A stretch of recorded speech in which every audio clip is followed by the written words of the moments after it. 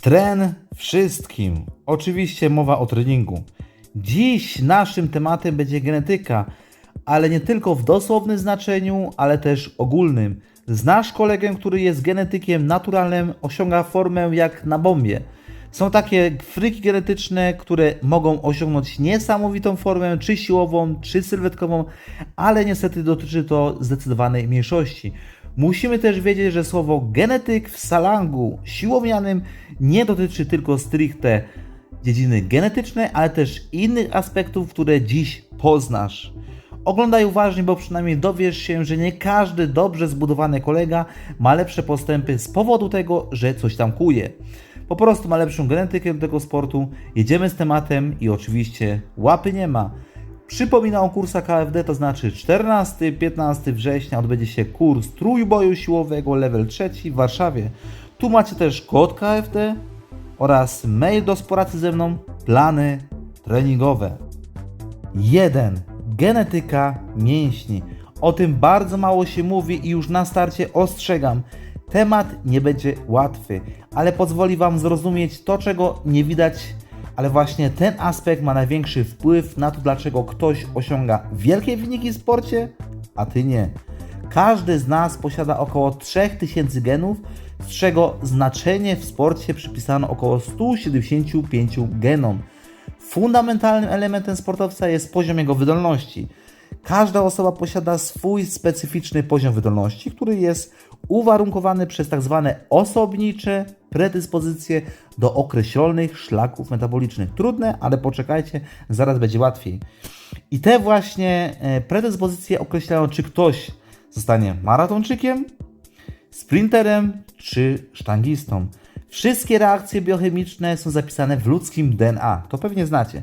To są tak zwane predyspozycje genetyczne w dosłownym, naukowym znaczeniu. Te informacje genetyczne są tak dokładne, że są z powodzeniem wykorzystywane w selekcji sportowców w wielu krajach. Co najlepsze, zawodnicy najlepsi w skali międzynarodowej posiadają te same alele tych samych genów, bardzo rzadko spotykane. Jest oczywiście jedno ale. Badania genetyczne nie dają 100% pewności, że to właśnie ten osobnik zostanie mistrzem, bo o tym decyduje, a czy może decydować inne czynniki jak na przykład psychika, technika, taktyka, trening i tak dalej. Dobra, teraz wymienię kilka ważnych genów, które decydują o predyspozycjach. A. Gen ACTN3. Co nam daje? Większą aktywację mTOR z treningu siłowego, co oznacza większą syntezę białek, większy wzrost mięśni, większą ilość szybko kruszliwych włókien, mniejsze uszkodzenia mięśni po ciężkim treningu, co przyspiesza regenerację, zmniejsza ryzyko kontuzji. Jest tak zwany allel X, to zwykle typowy hardgainer, nieraz hipermobilny, bardzo słabo reaguje na trening hipertroficzny przez słabą aktywację mTOR oraz długą naprawę uszkodzonych mięśni, do tego ma mniej szybko kurczliwych włókien. Allel R związany jest z powstawaniem prawidłowej formy białka, częściej występuje właśnie u sprinterów czy u sportowców siłowych. Bardzo dobrze reaguje na trening hipertroficzny, ma wysoką aktywację mTOR oraz większą syntezę białek i przewagę włókien szybko kurczliwych. Każdy osobnik populacji posiada zatem dwa następujące alele. W następujących konfiguracjach X przez X prawdopodobnie jest dodatnie skorelowany z predyspozycjami do wysiłków tlenowych. R przez R właśnie daje predyspozycję do wysiłków beztlenowych, czyli do sportów siłowych i sprinterów. I X przez R nie określa w żaden sposób jednoznacznej predyspozycji. I co najlepsze, u mnie występuje gen ACTN3 właśnie w konfiguracji R przez R. Stąd osiągnąłem wysoki poziom sportowy, co najlepsze spośród innych badanych sportowców siłowych i też kulturystów. Ten gen był rzadkością, więc wyróżniałem się w tym aspekcie. Gen MSTN związana z hamowaniem mięśni i mamy allel A, jest formą zmutowaną. U jego nosicieli obserwuje się wyraźny przerost mięśni, czasem z podwójnym umieśnieniem, zarówno na drodze hiperplazji, jak i hipertrofii. Zwiększenie rozmiarów komór mięśniowych, co stanowi wyraźną predyspozycję do uprawiania sportów siłowo-sprinterskich. Allel G to forma prawidłowa, której nosiciele nie wykazują dziedzicznych predyspozycji do podwójnego umieśnienia.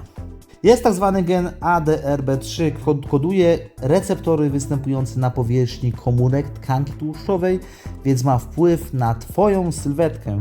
Allel TRP64 występuje u osób mniej zagrożonych otyłością, wspomaga przemiany glicerydów. Allel ARG64 może być związany ze słabszą mobilizacją tłuszczu brzusznego w odpowiedzi na cardio i większym ryzykiem otyłości u jego nosicieli.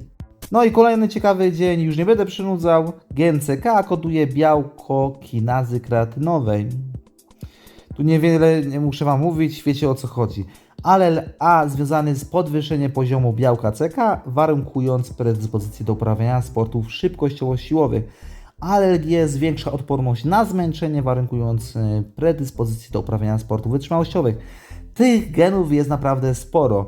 Kilka Wam wymieniłem, aby Wam pokazać, jak mocno możemy być zróżnicowani. Nie masz predyspozycji genetycznej, to nie użalaj się nad sobą, tylko pracuj, bo inne czynniki mogą nadrobić Twoje braki. 2. Niegenetyczne czynniki. Tu można wiele takich czynników wymienić, m.in. długość kończyn. Jeśli masz kończynę krótką, to prawdopodobnie łatwiej Ci będzie zbudować wizualnie potężny mięsień, bo brzusiec będzie bardziej wypełniony na mniejszym obszarze. To, że ktoś ma wielkie łapy czy łydy, może wynikać właśnie z tego, a nie z tajników treningowych. Mało tego, gdy w danym ćwiczeniu długie kończyny mogą predysponować do pracy w dłuższym zakresie, co daje większe wymagania np. dla stabilizacji. Wtedy jeden może robić totalne głupoty, np. wyciskami leżąc i kontuzji nie złapie, a Ty za to przy najmniejszym błędzie będziesz odczuwał problem. Proporcje kostne. To może być podpowiedź, w którym ćwiczeniu możesz osiągnąć lepsze wyniki ze względu na swoje proporcje kostne. I mając na przykład długie ramiona w danym ćwiczeniu, może to gdzieś ułatwiać, a w drugim utrudnić, na przykład w wyciskaniu leżąc.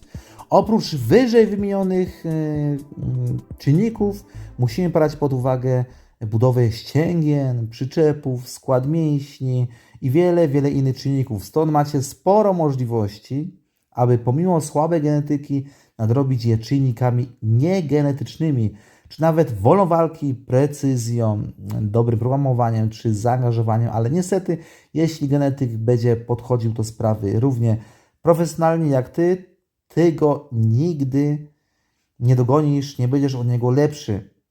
Rozumiesz, paleciak, dlaczego tak się różnimy? To dzisiaj wszystko. Łapy nie ma.